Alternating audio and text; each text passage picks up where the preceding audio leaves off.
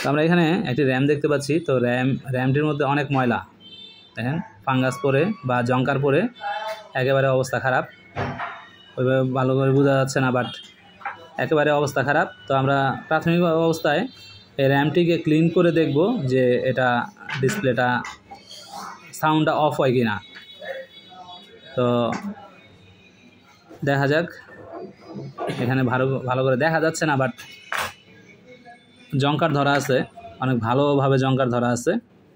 তো এটা আমরা জাস্ট W40 দিয়ে ক্লিন করব বা থিনার দিয়ে ভালো করে ক্লিন করব। ক্লিন করে দেখব যে আমাদের এই সাউন্ডটা অফ হয় কিনা।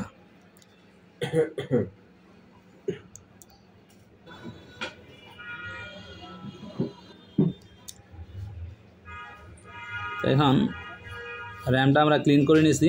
ক্লিন করে আবার এখন লাগিয়ে দেখব যে আমাদের প্রবলেমটা সলভ হয় কি না।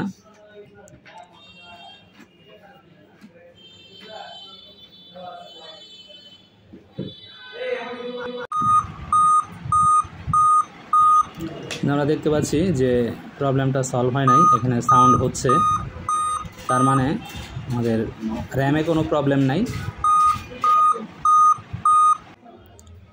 তো আমরা এখানে এটার বোর্ডটির পার্ট নাম্বার দেখতে পাচ্ছি 11281-1। তো এখানে বায়োসটি আমি খুলে নিয়েছি এবং বায়োসটি আপডেট করব। সাথে সাথে এর যে এমই রিজন আছে, এই এমই রিজনটা আমি আপডেট করে দিব।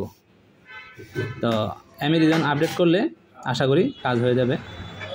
তো এখন দেখতে পাচ্ছেন যে আমাদের এমই রিজন আমরা আপডেট করে দিচ্ছি এবং এখানে কোনো সাউন্ড নাই। ওকে, আমাদের স্পিকারটি কিন্তু লাগানো আছে, কিন্তু কোনো প্রকার সাউন্ড কিন্তু নাই। আমাদের এটা কিন্তু প্রবলেম সলভ হয়ে গেছে।